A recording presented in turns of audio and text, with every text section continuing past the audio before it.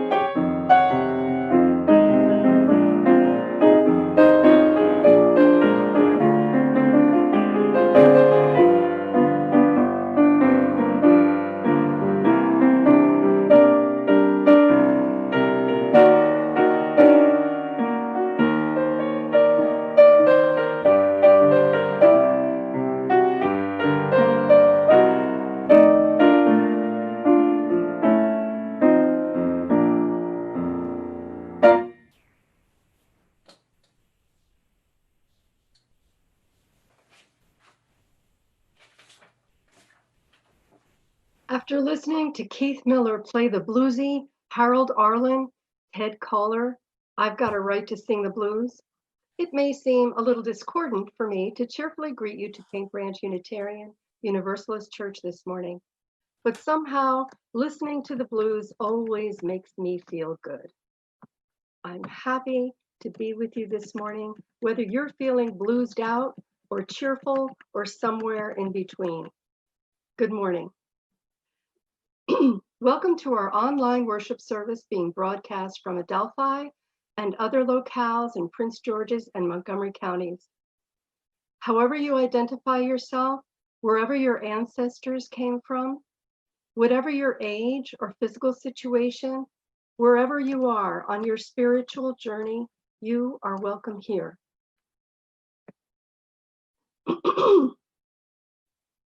My name is Tricia Most, and I'm one of the 7 worship associates who collaborate with our minister and church staff in planning services. I'm glad you chose to be with us this morning. Before we move into worship, I offer some reminders about using Zoom this morning. Find the mute icon button, it looks like a microphone, to make sure you are muted. Find the conversation bubble icon that opens up your chat screen. If you circle your cursor over your name, you may be able to click on some dots that allow you to rename yourself so that you can be more easily identified by others. These features are located in different places depending on the device you're using. You can set your own pace for reading chats by scrolling up or down. By moving the cursor around the edges of your screen, you may also be able to change your screen view from speaker to gallery so you can see more than one person at a time, unless a meeting host is trying to spotlight the speaker. We are recording on Facebook Live and on Zoom. Right now in chat, please type how many people are attending at your connection. 1, if it's just you. That will give us a sense of how many are here today. If you are worshiping here for the first or second time, please post who you are in chat and provide contact information if you'd like us to be in touch with you. After the service, we will have virtual coffee hour chat rooms. Stay on Zoom and you'll be grouped at random with several other participants. You have the option to stay for conversation or leave. We will remind you about these breakout rooms again at the end of service.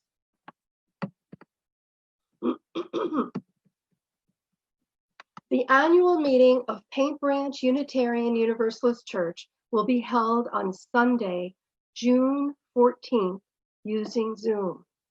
We will be using an online voting system to vote for board members, nominating committee members, and legacy fund members. The annual meeting agenda will be mailed to all members in the coming week. There will be tutorials about using Zoom available on YouTube and on the Zoom website. Please note that after May 30th, older versions of Zoom will not work. Please refer to the continuum for links to download the new Zoom software so you will be ready the next time you want to enter a Zoom meeting. If you have additional questions, please phone the church office. We are pleased to announce that the congregation received a Paycheck Protection Program, or PPP, loan from the federal government to help us cover our payroll and other specific expenses. The loan will be converted to a grant if we use the money primarily for payroll purposes, which is our intention. Many thanks to Tess Morrison for all her hard work in preparing the application and shepherding it through the process. At this time, Reverend Rachel will call us to worship. Thank you, Tricia, and welcome. My name is Reverend Rachel Christensen. I'm the minister at Paint Branch, and I think I usually say here at Paint Branch, but I would say that Paint Branch Unitarian Universalist Church is wherever you are at this moment. And together we create this community across this amazing technology and device to bring us together. So I'm delighted you are with us this morning. It's been spectacular spring weather. We picked some peonies and irises from our yard today to bring in for this service. And it's just a glorious spring. I'm reading this morning a poem by Lynn Ungar called Redemption. You are not redeemed by suffering. A God who would buy back the souls of sinful humanity through the torture of his beloved Son is a terrible parent at the very least. Your suffering does not redeem you, but it can be redeemed.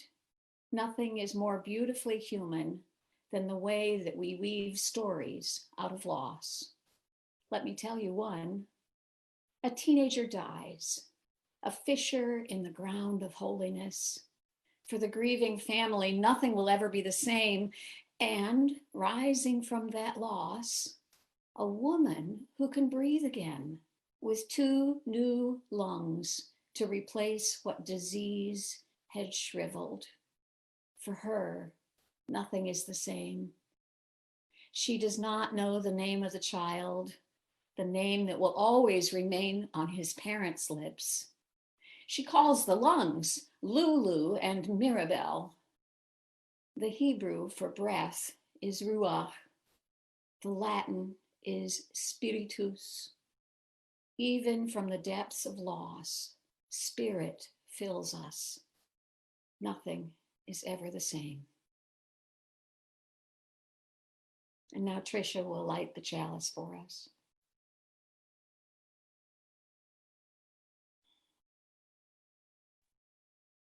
At this time, I invite you to light your chalice at home while I light mine.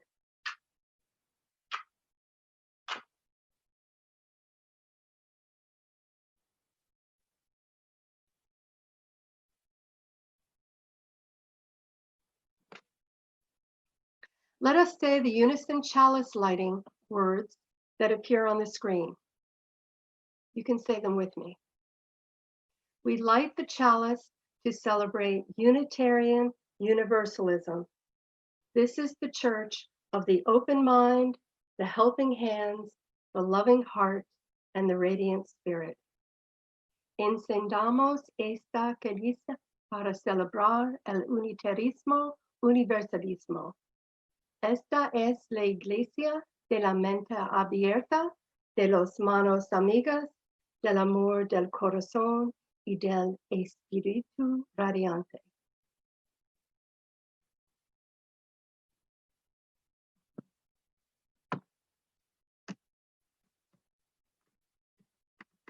The onset of the Great Depression is associated with the stock market crash of 1929. The economic recovery wasn't really successful until 1946, as World War II concluded. Imagine living through 17 years of relatively widespread national economic hardship. My father was born in 1925. And my mother was born in 1927. So their growing up experiences, values, and lifestyles as adults were significantly shaped by the Great Depression. Some of the ways they learned to be resourceful were passed down to me. My mother was one of 8 children, and her father was an alcoholic. Members of her family accused him of drinking his paycheck. It seems to me that her family might have been poor even if there had been no depression. But she always said, "We were poor, but everybody was poor." My mother was never one to provide details about her family. She seemed to think that not allowing others to know her business was a virtue. I think she felt a lot of shame. Whether fair or not, alcoholism is often associated with shame, and so is poverty. While doing research on poverty in the United States during grad school, I recall reading about the phenomenon of some white men being too proud to apply for any kind of financial assistance, even though their families were malnourished and were literally starving. They considered accepting any kind of charity to be so shameful that they would allow their families to starve to death. In contrast, the economic hardships of the Great Depression were very visible and widespread. Photos of the era include many white men wearing large printed signs around their necks, telling their stories as they campaigned for work. Some signs boasted their worthiness as potential employees, like one that said, "Wanted, a decent job by a decent man, age 37, family, war veteran, paying on home, college trained, native Chicagoan." Others spoke of pride in a different way. "Work is what I want and not charity. Who will help me get a job? 7 years in Detroit, no money, sent away, furnish best of references." Or a plaintive version, "We want to be citizens, not transients." The idea of roaming in pursuit of potential work or some means of livelihood was familiar to my father's family. He told me that his father moved the family often in pursuit of survival. He spoke with admiration about his father's willingness to do any kind of work. I'm guessing that the jobs my grandfather got as an electrician were probably the most lucrative, but he also used information provided by the Department of Agriculture to learn how to grow crops and how to raise chickens. Moving around frequently had to do in part with finding better soil and growing conditions. My father was his parents' only child for the first 9 years of his life. The memories he shared with me involve his early years before his sisters were born. Raising chickens for eggs involved trying to produce the highest quality grade to get the best price. My father's voice would soften as he spoke about his important role as a little boy in helping his mother to candle the eggs. They would hold each egg up in front of the flame to check for spots that indicated a lesser quality of egg. He talked about his father being away from the family a lot, selling whatever would yield the highest price. The family ate the least valuable and most plentiful farm items, which meant eating a lot of beets. He said his mother found the most creative things to make with what little they had. She prepared beets in a great variety of ways to break the monotony. The fact that my father continued to enjoy eating beets at our dinner table while I was growing up is, I think, a testament to my grandmother's creativity in the kitchen. My father said that if they had any meat to eat, it was only the cheapest cuts that required long, slow cooking to make tender. He always preferred this type of slow cooked meal, and he made the most delicious stews and soups when I was growing up. He talked about learning to cook from my grandmother. Visiting my grandparents' house when we were kids was always a culinary treat. My father's mother was also extremely talented in her sewing, knitting, and crocheting skills. She made sweaters every year for me and my siblings and crocheted beautiful afghans and bedspreads for our family. Growing up during the Depression, my parents learned to be resourceful, frugal, and practical. When my mother talked about meeting and marrying my father, it is clear to me that she was most attracted to the idea of financial security. When her friends arranged their blind date, my mother knew my father was a graduate of Villanova, and so she believed that he would be a good provider. When the GIs were coming home from World War II, there was a housing shortage, so my parents had to live with my father's parents and siblings for the early years of their marriage. Though they saved what they could, my father accepted a loan from my mother's oldest brother to be able to finally buy their first house. Home ownership and later investing in real estate was an important way that my father supplemented his income as an engineer. As a young adult, he taught me to invest in properties, rent them out with lease options to buy, and to complete the necessary tax forms. By the time I was married, I had quite a few real estate investments supplementing my own income. He also influenced me regarding food. I like to cook the way my father cooked, and I never like to waste food. I understand that the unemployment rate during the Great Depression peaked at 25% in 1933. This week, I heard speculation that the current unemployment rate may actually be at that 25% level or surpassing that level. And I wonder if the fierce value of individualism can be overcome to move instead toward sharing resources within our communities. Now we will hear Chris McCann share a story and conversation. Good morning, everybody. I'm Chris McCann. I am your religious educator.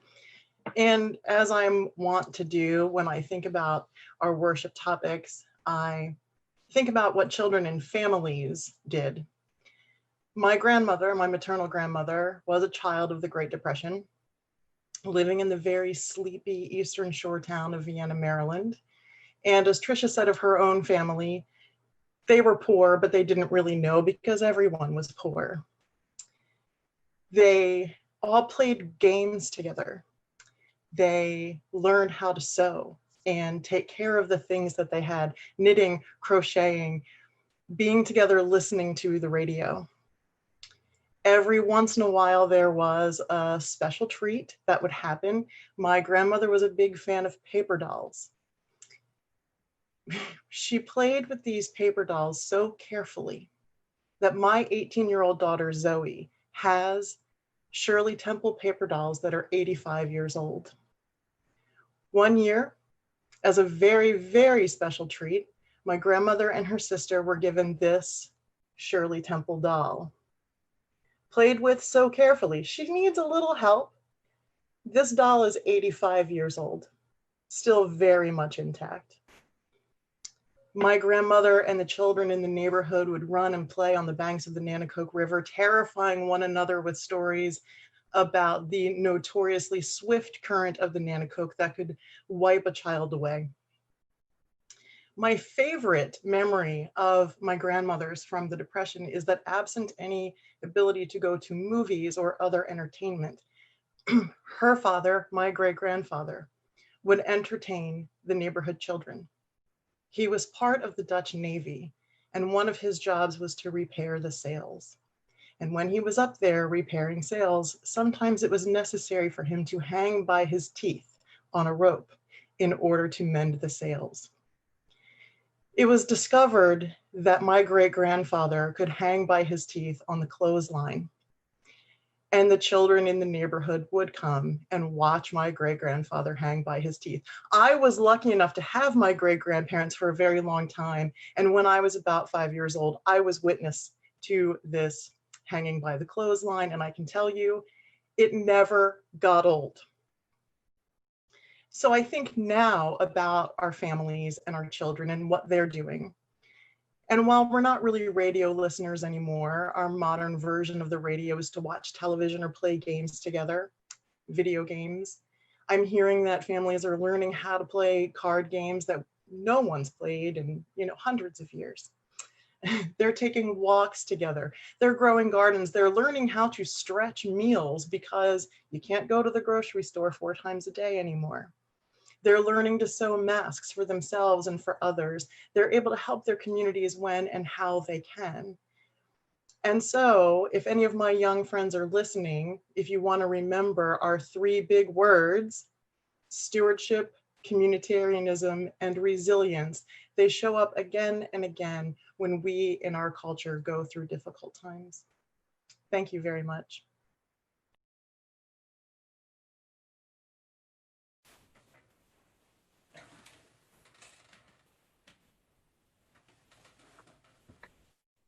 Let us join our hearts and minds in a time of prayer and meditation.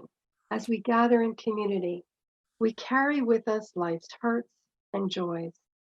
Sometimes sharing these joys and concerns in community can help.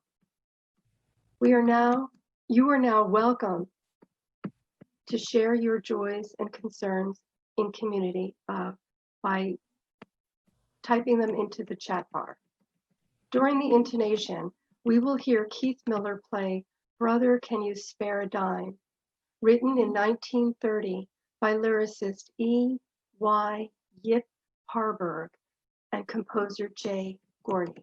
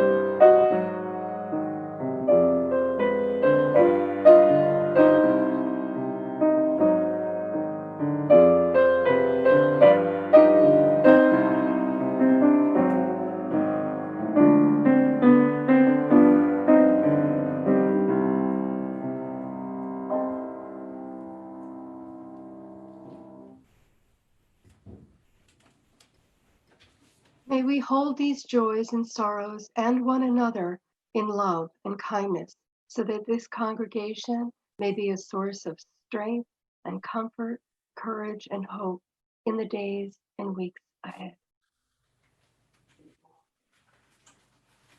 Thank you, Tricia and Keith, for that beautiful music. So I decided to do this sermon on the Great Depression as we were sitting in isolation for coronavirus and watching things in our world change and shift. And I thought, I want to know more about what happened in the Great Depression. It is generally said to have started with the stock market crash in October of 1929, but weakness in the stock market did not really start then. There was a lot of volatility in the market in 1928 and several steep drops in the market for the year and a half leading up to the crash. But there were drops, and then there were rises and drops and rises. But in addition, it's not clear that the stock market crash actually started the Great Depression. Many things about the economy had weakened in the year preceding it, including reduced production, insufficient income for farmers due to overproduction and reduced prices, reduced housing construction. Many things had been slowing down. And the world economy had been deeply damaged by the Great War, World War I, and it had not really recovered. Furthermore, it was not immediately clear that the country was heading into a depression. It takes time for it to develop and for the world to really know. It was 1931, 2 years later, before everyone knew we were in a depression. But the Great Depression went on for over 10 years. Tricia said 17. At its worst, unemployment exceeded 25% for much of the country. In addition, many people had their hours reduced and were working part-time. Almost 50% of the nation's work capacity was unused. Many of these workers would be permanently displaced, skills eroded, not needed for the jobs they had before, could not ever find employment again. Money had stopped moving. I spoke to one member of the congregation who said they were poor and they knew they were poor, but everyone around them was also poor. Her father sold cars for a living and people were not buying many cars at that time. They took in boarders in order to make ends meet, and her mother was good at sewing. She sold baby clothes to people in town. They always had enough to eat, and her mother kept a nutrition chart on the refrigerator in order to stay clear about how to keep her family fed and healthy, but it wasn't easy. Another member said that her mother was an orphan in the Dust Bowl in Oklahoma during the Depression. She was passed from family to family and never had enough to eat. Her mother was always worried about having enough food throughout her childhood. She ordered food all her life, hoarded food all her life, even after marrying into a wealthy family where money and food was not a concern. Other members here tell me that they weren't really aware of the Depression. They may have lived on a farm, around extended family, and always had enough to eat. They helped out others in the town, but the Depression didn't really seem to hit her family. One person said his father was always hungry in the Depression. He had graduated high school in 1933, but his father had lost his job. So the young man spent about 6 years taking literally any job he could find so his family wouldn't go hungry. He never got over the feeling that he had to save everything he could, and said much later that he still had a hard time throwing out a bad $10 toaster instead of trying to fix it. It was the worst of times. Not enough work, not enough food, not enough hope. Franklin Roosevelt was elected in 1932 after Herbert Hoover. His was a push to action to try to do something to ease the difficulties of the Depression. He was able to pass an incredible number of initiatives in the first 100 days he was in office. Emergency efforts to stabilize banking, housing, and agriculture. Later in his term, he went through additional bursts of legislation, ultimately creating what we sometimes call an alphabet soup of new agencies. The Civilian Conservation Corps, the CCC, employed mostly young men in outdoor work, laying out and building new parks, doing forestry work, stabilizing natural areas, building latrines, and they did other environmental and conservation projects. There was the WPA, implementing public works projects, the NRA, restoring businesses and fair wages, the PWA, the FERA, the TVA, and others, too many to mention. This was all part of Roosevelt's New Deal, but it was a hodgepodge of initiatives with no apparent consistency or overall philosophy of what to do about the Depression. Many of these initiatives were ended or failed or found unconstitutional within several years. It was as if Roosevelt was trying anything and everything to try to end the Depression. The truth is, no one knew what to do. And this work helped, but not much stuck. They succeeded in putting many people to work, but still, throughout the Depression, could not bring unemployment down below 14% up until World War II. David M. Kennedy, author of The American People in the Great Depression, concluded that the one overriding outcome of the New Deal was to improve the security of the American people and to implement some long-lasting structural changes to our society and to our governance. It was during this time that Social Security was created to provide money for people who were aging. Although the first Social Security payments were not issued until 1940, it was to help stabilize people's lives in later years and to reduce the number of people who were at risk of starvation. It further served to reduce the number of people who were working and looking for jobs after age 65 so that others could work. Together with a companion bit of legislation against child labor, it reduced the workforce on both ends, reduced the number of children and the number of older people working so that there was more likelihood of others being able to get decent work for decent pay. It reduced the glut of workers in the system. The Glass-Steagall Banking Act put boundaries around the stock market by requiring detailed reporting by the companies being traded and for the information to be audited.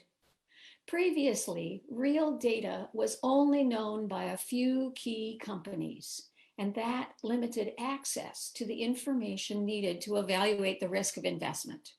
Broader access to information reduced the market manipulation, speculation, and domination by a few companies and individuals, and it restored confidence in the market and in investing. The Federal Deposit Insurance Corporation, or FDIC, put boundaries around banks. It required the separation of investment banks from commercial banks so that the deposits of ordinary people and companies put in commercial banks were not being used for risky investments. It also provided insurance on one's deposits so that in a bank closure, people did not lose their money. Still true today, although the amount of insurance has increased from, I think, $5,000 to about $250,000 now. When people lost confidence in their bank, people would demand return of their deposits, creating what was called a run on the bank. They would put their money under the mattress or bury it in the yard. I think of the scene in the movie It's a Wonderful Life, where there is a run on the bank. Jimmy Stewart's character says, "But your money is not here. It's in Johnny's house and Mr. Jones's business and Ruth's new car." In the 20s, there were over 500 bank failures each year. In 1929, the year of the stock market crash, There were over 600, but in 1930, over 1,300 banks failed. After the FDIC, there were only about 10 failures each year. The FDIC effectively returned people's confidence in the banking system. It affected their security. Legislation in agriculture put boundaries around farming, trying to reduce the amount of crops planted and grown so that in any given year, the farmers did not flood the market with their product. It stabilized prices, the farmer's life, and helped them to have the confidence that they would be able to make more than it cost them to produce the food. The National Labor Relations Act recognized that workers had the right to organize themselves, to choose their own representation, and negotiate with their employers. At that time, some of the larger companies employed 100,000 workers at a single company and would intentionally lay them off periodically and then rehire them, but at beginning wages, with no consideration for their length of service or experience. The National Labor Relations Act led to a strong and, yes, disruptive and sometimes violent labor movement in the 30s, but also to rising wages, stabilized workforce, home buyers, stabilized cities, and a standard of work conditions that shaped employment throughout this country. Creation of several agencies, including the Homeowners Loan Corporation, the FHA, and Fannie Mae, encouraged home ownership and established a way for a broader section of the population to buy a home. Prior to this, most homes were purchased with cash or with at least 30% down, high interest rates, short mortgage terms, and a balloon payment required after 10 years. It's no wonder that not very many people owned homes. Less than 40% of the country owned their own home. The Great Depression rocked this country with a broad swath of people out of work, unable to find work or housing, and people on the move trying to find a life and survival. They were resilient, sometimes desperate to find housing and food for their families. And we are their descendants.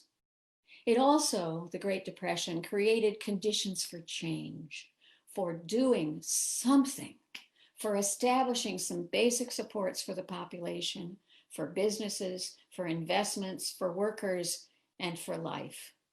These continue today, and it has stabilized us, even during this astonishing pandemic, sudden unemployment, public health crisis, and worry about ourselves, our parents, our children, and our country. But what the New Deal did not do was address agricultural workers, domestic workers, or real poverty. This was intentional. The legislation failed to create boundaries that would have primarily benefited people of color, such as Black people in the Southern agricultural economy, migrant workers, mostly Latinx, working throughout the country, or domestic workers, mostly Black. They were not eligible for Social Security. They were barred from home loans, either formally or by industry agreement. It perpetuated the structural racist history of this country. It was due to the powerful Southern legislators who worked to protect their way of life by excluding the work that many Black people did from the benefits inherent in the proposals. It led us to where we are today, with the accumulated wealth of people of color being less than 10% of that of white people. It led us to today when home ownership of people of color is significantly less than that of white people. It led us to today where healthcare is both less available and less trusted, and underlying health conditions of people of color is extraordinarily high. It led us right to here when Black people are dying of COVID-19 at a much higher rate of white people. Here we are. In an extraordinary time of disruption of the norm, people are isolating. Some people are working from home, being able to be mostly isolated, considering their encounters and movements very carefully, always with an eye on exposure and risk. But many people are still working in jobs and conditions that limit their ability to be isolated. Many folks have little control over their work conditions and sometimes little protection from exposure and risk. And all too many of these people are people of color or people of lower income who do not have the resources to make a different choice. In this extraordinary time of disruption, the impacts are falling disproportionately on the poor and on those who were left out of the protections created during the New Deal. In this time, the differences have been made stark. For those with unstable housing, unstable jobs, inadequate health care, or lack of resources. We are already hearing rhetoric from Congress that people receiving help, such as in the form of extended unemployment compensation, they are growing lazy and too comfortable not working, and that we run the risk of permanent aid for them. These are all too familiar lines that have been repeated since the Great Depression, blaming the victim and thinly veiled racism. The massive numbers of unemployed people did not suddenly decide that they didn't want to work. They didn't decide that not working is a better choice for them. More likely that being out of work brings shame and a sense of guilt. Like those in the Depression, people want work, not charity, if we can make it happen. I think in this extraordinary time, let us take the opportunity. Let us find the political will. Let us garner the support of the people and the politics to make some deep structural changes to our world, to our systems, to provide security to those who have historically been left out. We are all descendants of the strong, resilient people who were determined to survive during the Depression. We are strong, resilient people. Those who need aid are also strong, resilient people. Let's use this opportunity to re-envision what this world may be. May it be so. And today, as we continue to support each other, each one of us, through this very strange and very challenging time, please join me in singing Lean on Me. This is hymn number 1021 by Bill Withers. The words will be shown on your screen.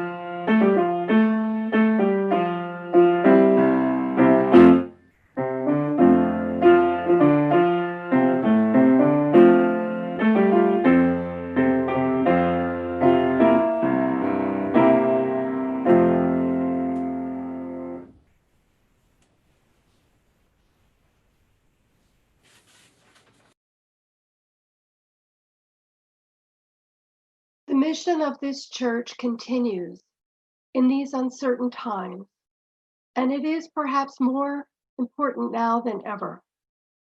As we cope with so much that is different in our lives right now, this church remains a constant source of support for me, and I hope it is for you as well. We appreciate and our church depends upon the financial support of our members and friends. Please give as generously as you are able. This Sunday's offering can be received using several methods that will be listed in the chat bar. You can make online donations through Breeze or by text, and you can still mail donations to the church office. Keith Miller will now play All of Me by Gerald Marks and Seymour Simons.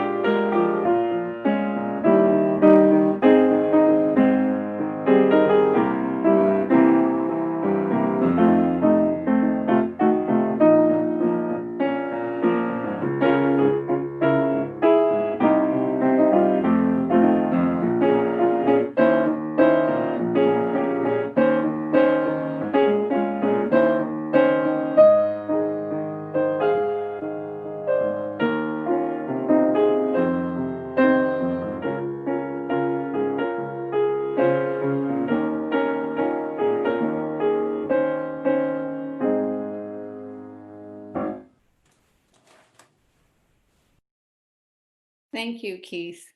I think this music is wonderful. Last night we saw Casablanca on TV, and of course that made me think, oh, that could have been a good one too as time goes by. It's wonderful to hear your music. Thank you for joining us today for this worship service. We will be doing breakout rooms, and I wanted to mention that if you want to stay in the main room with me to have a discussion about the depression or anything about the sermon, you can do that. I'll still create breakout rooms. You can make your choice, and Tricia will share more about that later. I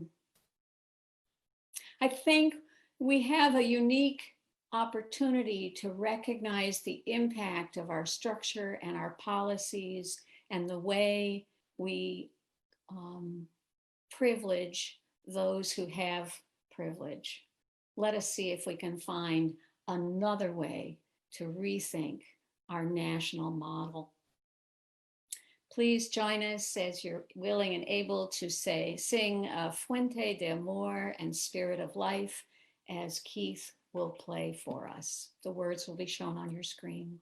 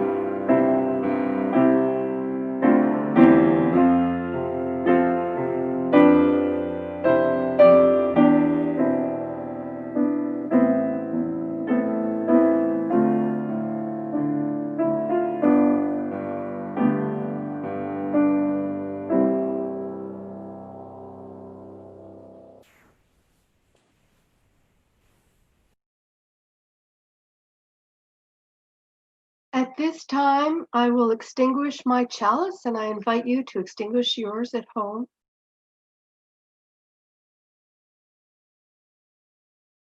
I want to remind you that you can stay online to enter a randomly assigned chat room.